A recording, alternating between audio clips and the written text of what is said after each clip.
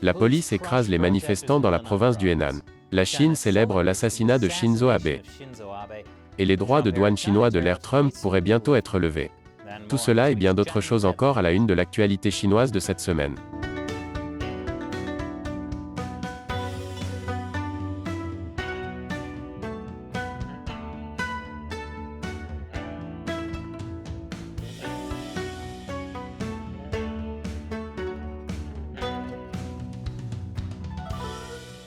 Bienvenue à Chine non censurée, je suis Chris Chappell.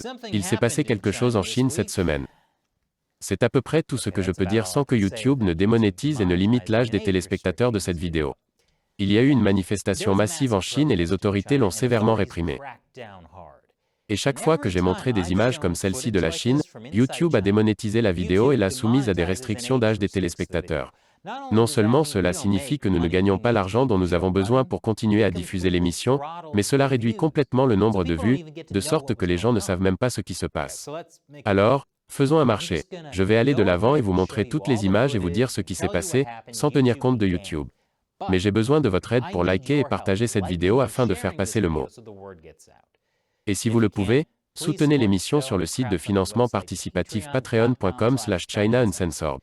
Il suffit $1 par épisode pour nous aider à poursuivre la lutte contre le Parti communiste chinois. Les liens vers ce site et d'autres moyens d'aider sont indiqués ci-dessous.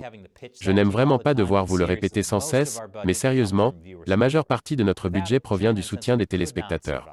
Sans cela, Chine non censurée ne pourrait pas survivre. Donc, ceci étant dit, déclenchons l'algorithme. Voici la scène qui s'est déroulée dans le Henan dimanche. Des centaines de personnes protestaient contre ce qui a été appelé le plus grand scandale financier de Chine. 400 000 personnes en Chine n'ont pas été en mesure d'accéder à leur compte bancaire. 6 milliards de dollars sont en jeu. Et dans la plus pure tradition du Parti communiste, les manifestants ont été accueillis par une importante formation policière. Émergeant de la formation policière, un groupe d'hommes non identifiés portant des vêtements très similaires, mais banalisés, ont commencé à frapper les gens et à les traîner plus loin. Ce groupe d'hommes portant les mêmes t-shirts blancs a commencé à devenir assez violent.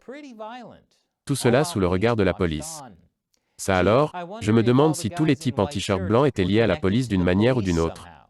Toutes ces images sont devenues virales sur les médias sociaux chinois, avant d'être évidemment censurées. Et cela a créé un tollé assez important. Et devinez quoi? Les autorités locales disent maintenant qu'elles vont commencer à débloquer de l'argent pour certaines personnes dont les comptes ont été gelés. Bien sûr, pour beaucoup de gens, la présence d'un groupe d'hommes violents en t-shirt blanc rappelle les souvenirs de la manifestation de Hong Kong de 2019. Des groupes d'hommes en t-shirt blanc ont attaqué sauvagement les manifestants. Peut-être que le PCC comprend que ce n'est pas une bonne image pour eux. Et préfère de loin ceci. Et à venir après la pause, la Chine réagit à l'assassinat de l'ancien Premier ministre japonais Shinzo Abe. Bienvenue à nouveau. La semaine dernière, quelque chose de pas très gentil est arrivé à l'ancien Premier ministre japonais Shinzo Abe. Quelque chose dont YouTube a dit qu'en parler violait leur politique de contenu violent ou imagé. Oui, nous avons été démonétisés et soumis à des restrictions de vue pour avoir parlé de l'assassinat de Shinzo Abe. Mince, je l'ai dit. Ah bien, autant faire les choses jusqu'au bout. Bref, après l'assassinat, la Chine a agi avec beaucoup de classe. En exprimant la culture de leur parti. Et l'Internet chinois a explosé de joie.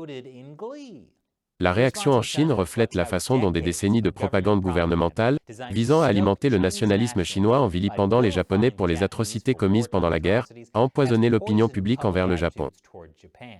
Parce que les gens devraient être bien plus préoccupés par ce que le Japon a fait il y a 80 ans, que par ce que le Parti communiste chinois fait maintenant. Pour ne pas être en reste par rapport à Internet, les officiels chinois ont également ouvert la bouche et mis leur grain de sel. Le vice-président de Taïwan était présent aux funérailles de Shinzo Abe. En réponse, le porte-parole du ministère chinois des Affaires étrangères, Wang Yi, a déclaré « Le gouvernement taïwanais a profité de l'occasion pour se livrer à des manipulations politiques et à de petites combines. » Ajoutant que Taïwan faisait partie de la Chine, et que la notion de vice-président n'existe pas. Tout cela est arrivé parce que Shinzo Abe était un fervent partisan de Taïwan. C'est une des raisons pour lesquelles le PCC était si heureux qu'il soit. On dit que le président Biden pourrait chercher à mettre fin à certains des tarifs douaniers chinois de l'ère Trump. Si vous êtes un téléspectateur régulier, vous pensez probablement que c'est une décision stupide. Mais certaines personnes pensent que c'est une excellente idée. Par exemple, le principal conseiller économique de Biden, qui travaillait pour BlackRock. ou le nouveau conseiller en politique étrangère de Biden, qui est un président de BlackRock. Vous savez, BlackRock, la firme de Wall Street qui a dit aux gens de tripler leurs investissements en Chine. Je suis convaincu que de bonnes décisions seront prises, car les gens de BlackRock comprennent vraiment la Chine. Des manifestations ont secoué le Sri Lanka pendant la majeure partie de l'année. Elles ont lieu parce que l'économie sri-lankaise s'est pratiquement effondrée. Et c'est en partie parce que le Sri Lanka s'est fortement endetté à cause du projet chinois La Ceinture et la Route. La semaine dernière, le Premier ministre a déclaré que le pays était en faillite. Et cette semaine, le président a fui le pays. Je n'arrive pas à le croire. Le pays lutte contre des pénuries alimentaires, l'inflation et la hausse du prix de l'essence, et le président s'enfuit. Au moins on peut dire que le président américain ne fuira jamais. Principalement parce qu'il n'irait pas très loin. Le leader chinois Xi Jinping a été très occupé. Lors d'une récente conférence de presse, il a annoncé que sa campagne de lutte contre la corruption avait permis d'éliminer 5 millions de membres du parti au cours des 10 dernières années. Ouah, le Parti communiste est vraiment génial. Il est aussi apparemment très corrompu. Nous devrions probablement tripler nos investissements là-bas. Et comme je l'ai dit, nous ne pourrions pas faire cette émission sans le soutien de téléspectateurs comme vous. Pour vous remercier, je réponds à vos questions à la fin de chaque épisode. La question d'aujourd'hui vient de Almighty Overlord sur Patreon. La plupart des Little Pink croient que l'unification de la Chine par Mao justifie les millions de personnes qu'il a tuées en cours de route.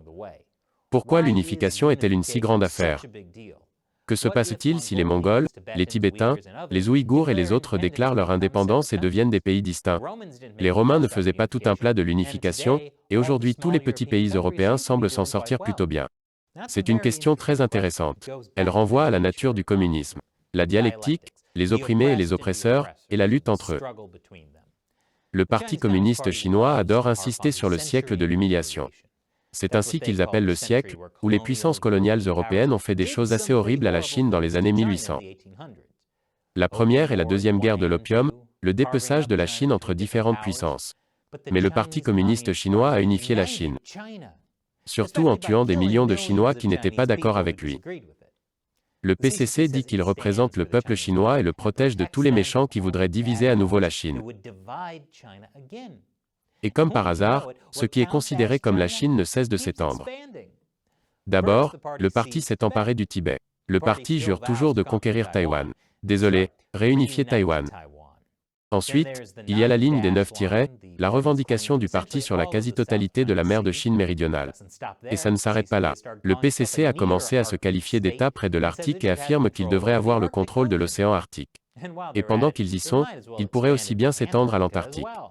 Puis il y a le chef de la NASA qui prévient que la Chine pourrait essayer de s'emparer de la Lune.